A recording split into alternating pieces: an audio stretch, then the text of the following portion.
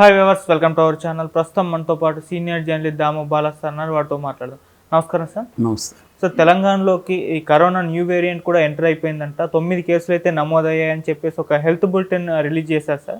మరి ఈ new variant యొక్క తీవ్రత ఎలా ఉండబోతుంది? మరి లాక్డౌన్ ఏర్పడే ఛాన్స్ ఏమన్నా ఉందా సార్? యాక్చువల్గా దీని మీద గత కొంతకాలంగా దేశంలో ఆందోళన నెలకొంది.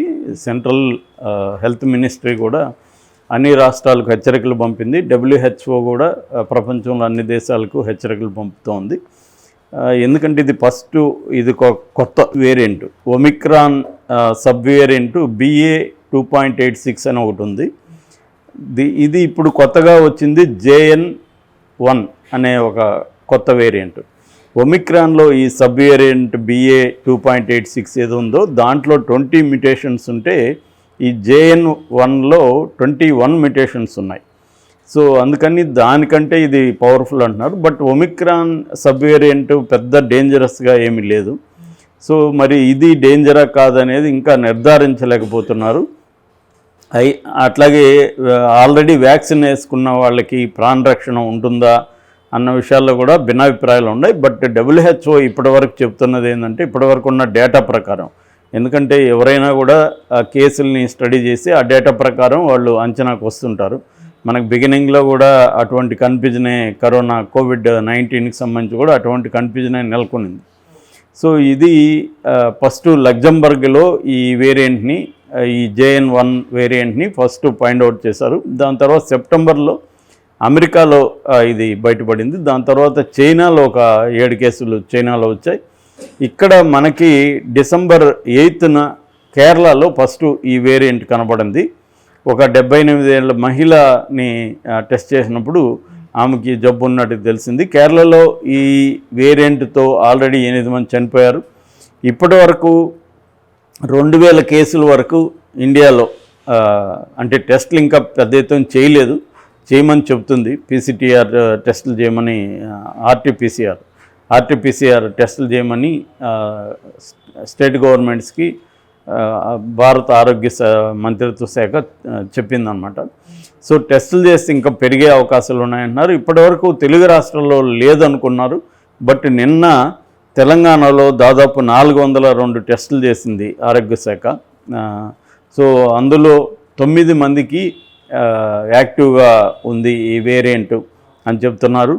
సో దీనికి సంబంధించి నిన్న మన వైద్య శాఖ మంత్రి రాజనరసింహ అధికారులతో సమీక్షా సమావేశం పెట్టాడు. సో ఆయన అప్రమత్తంగా ఉండండి, బెడ్స్ రెడీ చేసుకోండి, ఆక్సిజన్ సిలిండర్ని రెడీ చేసుకోండి, టెస్ట్ల కిట్లు రెడీ చేసుకోండి, పర్సనల్ కేర్ తీసుకోండి, హైజీన్ ఇవన్నీ పాటించండి అని చెప్తున్నాడు ఆయన. ఆల్రెడీ మాస్కులు వేసుకోవడం కూడా అవసరం అని చెప్తున్నారు. సో మళ్ళీ తెలంగాణలో 6 నెలల తర్వాత నిన్న హెల్త్ బులెటిన్ రిలీజ్ చేశారు ఫస్ట్ టైము. ఆ హెల్త్ బులెటిన్లో ఇప్పటివరకు మేము 402 మందికి టెస్టులు చేసాం. అందులో 9 లైవ్ కేసులు ఉన్నాయి. వాళ్ళకి బెడ్స్ చెస్ట్ హాస్పిటల్లో, మన ఎర్రగడ్డలో చెస్ట్ హాస్పిటల్ ఉంది కదా, అక్కడ 50 బెడ్లు రెడీ చేశాము.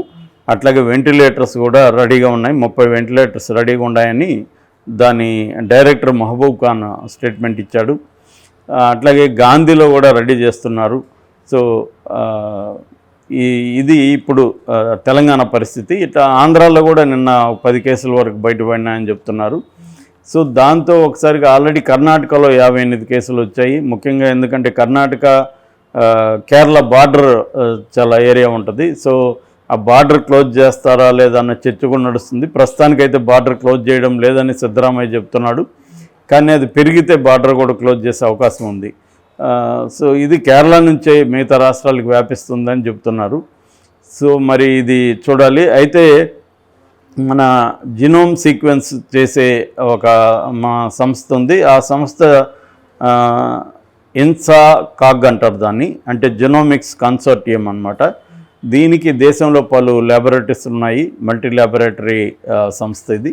వాళ్ళైతే దీని మీద సీరియస్గానే అధ్యయనం చేస్తున్నారు. ఈ మ్యుటేషన్స్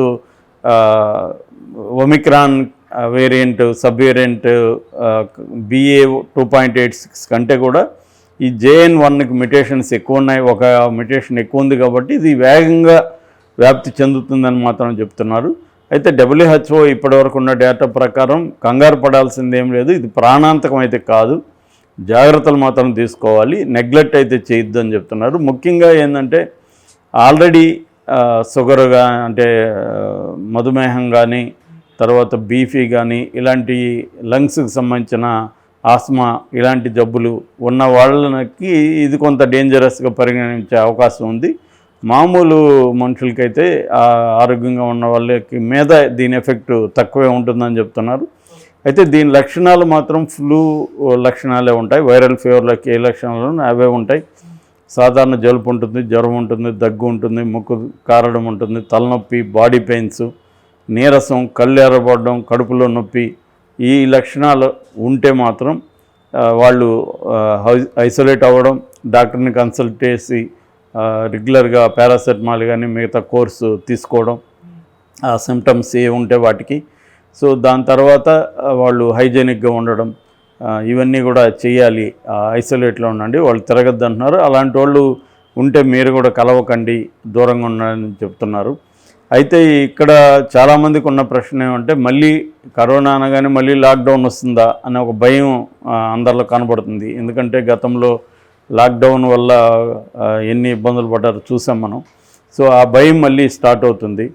కానీ ఏదేమైనా COVID-19 తర్వాత ఒక నార్మల్ అనేది పోయింది. ఇప్పుడు దాన్ని న్యూ నార్మల్ అని పిలుస్తున్నారు. కాబట్టి ఎప్పుడైనా హెల్త్ ఎమర్జెన్సీ వచ్చే ఛాన్స్ ఉంది, ఎప్పుడైనా ఏదో ఒక వేరియంట్ మళ్ళీ అటాక్ అయ్యేది. ఇది కంప్లీట్గా నాశనం అవడం అనేది జరగదు. ఎక్కడో చోట అది మ్యుటేషన్ ఉండి అది మళ్ళీ పెరుగుతుంటుంది దానికి తగిన వాతావరణం ఏర్పడినప్పుడు.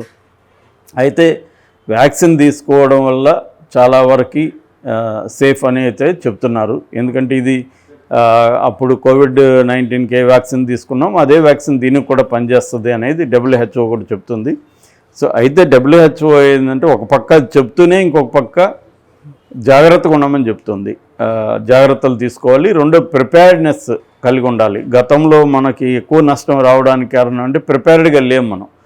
ఎందుకంటే పబ్లిక్ హెల్త్ సిస్టమ్ అనేది కంప్లీట్గా రూయిన్ అయిపోయింది. కంప్లీట్గా హెల్త్ని ప్రైవేట్ సెక్టర్కి వదిలేసాం. ప్రైవేట్ సెక్టర్ ఏమో వాళ్ళకి ప్రధానంగా డబ్బు, లాభమే, ఆదాయమే ప్రధానంగా వాళ్ళు చూస్తారు. కాబట్టి వాళ్ళు పబ్లిక్ సేఫ్టీ అనేది వాళ్ళకి ప్రయారిటీ కాదు. రెండోది ఆ కైండ్ ఆఫ్ ఎక్విప్డ్ కూడా కాదు అవి. సో కాబట్టి పబ్లిక్ హెల్త్ సిస్టమ్ని స్ట్రెంగ్తన్ చేయాల్సిన అవసరం కరోనా ప్రపంచవ్యాప్తంగా, మన దేశమనే కాదు ప్రపంచవ్యాప్తంగా కూడా పబ్లిక్ హెల్త్ సిస్టమ్ని స్ట్రెంగ్తన్ చేయాలి, వివిధ వ్యవస్థల్ని స్ట్రెంగ్తన్ చేయడం అనేది అవసరం. ఎందుకంటే దీన్ని సోషలిస్ట్ జబ్బు అని కూడా పిలుస్తారు. ఎందుకంటే ధనవంతులకైనా పేదవాడికైనా ఒకే రకంగా ఎఫెక్ట్ చేస్తుంది అందరికీ. కాకపోతే డబ్బున్న వాళ్ళు కొద్దిగా హాస్పిటల్స్ అవి ఉండగలుగుతున్నారు. అప్పుడు కూడా మందులన్నీ కూడా బ్లాక్కి వెళ్ళిపోయారు. రెమ్డెసివిర్ ఇట్లాంటి 30,000-40,000 కూడా అమ్మారు బ్లాక్లో. సో ఇదేంటంటే అందువల్ల గవర్నమెంట్ ముందుగా అన్ని ప్రిపేర్డ్గా ఉండడం, ముఖ్యంగా ఆక్సిజన్ ఉత్పత్తిని పెంచుకోవడం, ఎక్విప్మెంట్ రెడీ చేసుకోవడం, బెడ్స్ని రెడీ చేసుకోవడం, రెండోది విరివిగా టెస్టులు చేయడం, ఇది ఇప్పుడు చేయాలి. హెల్త్ బులెటిన్ రిలీజ్ చేసిందంటేనే సీరియస్ ఉండడం అనేది మనం అర్థం చేసుకోవాలి. ఎందుకంటే సెంట్రల్ ఆరోగ్య శాఖ కూడా చేస్తుంది. రెండోది ఏంటంటే కేరళకు వెళ్తున్న ఈ శబరిమల అయ్యప్ప భక్తులు ఎవరైతే ఉన్నారో వాళ్ళు ఎక్స్ట్రా కేర్ తీసుకోవాలి. ఎందుకంటే ఇప్పుడు కేరళలో ఇది ఉంది కాబట్టి అక్కడికి వెళ్ళినప్పుడు వచ్చే అవకాశం ఉంది. వాళ్ళు వచ్చి మళ్ళీ ఇక్కడ ఆయా రాష్ట్రాల్లో వాళ్ళు దీన్ని స్ప్రెడ్ చేసే అవకాశం ఉంది. కానీ మరి జాగ్రత్తలు తీసుకోవడం అంటే ఏందనేది క్లియర్గా లేదు. ఎందుకంటే వీళ్ళు గుంపులుగా వెళ్తారు, ఎక్కడ చూసినా గుంపులుగా ఉంటారు. సో మరి జర్నీలలో రావచ్చు, కేరళలో అక్కడికి వెళ్ళినప్పుడు అందరూ కలిసిపోతారు. సో అంత గుంపులు ఉండడం కరెక్ట్ కాదు. కానీ ఇప్పుడు దాన్ని ఆపితే మళ్ళీ అది పెద్ద గొడవ. అందుకని కేరళ ప్రభుత్వం దాన్నైతే ఆపదలుచుకోలేదు ఇమ్మీడియట్గా. కానీ కేసులు పెరిగితే మాత్రం ప్రాబ్లం అవుతుంది. అయ్యప్ప భక్తులకి చాలా ఇబ్బంది ఉంది, వాళ్ళ వల్ల మిగతా ప్రజలకు కూడా ఇబ్బంది ఉంది. ఎందుకంటే వీళ్ళు కేరళ వెళ్ళి అక్కడి నుంచి తీసుకొస్తారన్న భయం అయితే ఉంది. మరి ఇది ఎలా సాల్వ్ చేస్తారనేది చూడాలి. ఎందుకంటే వాళ్ళ జోలికి వెళ్తే మళ్ళీ ఆందోళనలు ఇవన్నీ ఎక్కువ చేస్తారు. కానీ ఇది హెల్త్ ఎమర్జెన్సీకి దారితీస్తే మాత్రం సీరియస్గా ఉంటుంది. బట్ ఇప్పటికిన్న ప్రజెంట్ సిచ్యువేషన్ అయితే ఇమ్మీడియట్గా లాక్డౌన్ అటువంటి ప్రమాదాలు లేకపోవచ్చు, కానీ భవిష్యత్తులో ఉండదని మనం గ్యారంటీగా చెప్పలేం. అది ఉండే అవకాశం కూడా ఉంది. పెరిగాయంటే ఇవి సడన్గా కూడా పెరుగుతాయి. సడన్గా పెరిగితే, ఎందుకంటే ఆల్రెడీ వింటర్ సీజన్ ఇది, వింటర్ సీజన్లో అవి పెరిగే అవకాశం కూడా ఉంది. ఆల్రెడీ ఏంటంటే వింటర్ సీజన్లో రెస్పిరేటరీ ఇష్యూస్ జనంలో ఎక్కువ ఉంటాయి. దానివల్ల వీక్ ఇమ్యూన్ సిస్టమ్ ఉంటుంది. సో దానివల్ల అటాక్ చేసే అవకాశాలు కూడా ఎక్కువ ఉండే ఇది ఉంది. అందువల్ల ఎవరికి వాళ్ళు జాగ్రత్తలు తీసుకోవడం, గవర్నమెంట్స్ అప్రమత్తంగా ఉండడం, హాస్పిటల్స్ ఇవన్నీ అవసరం.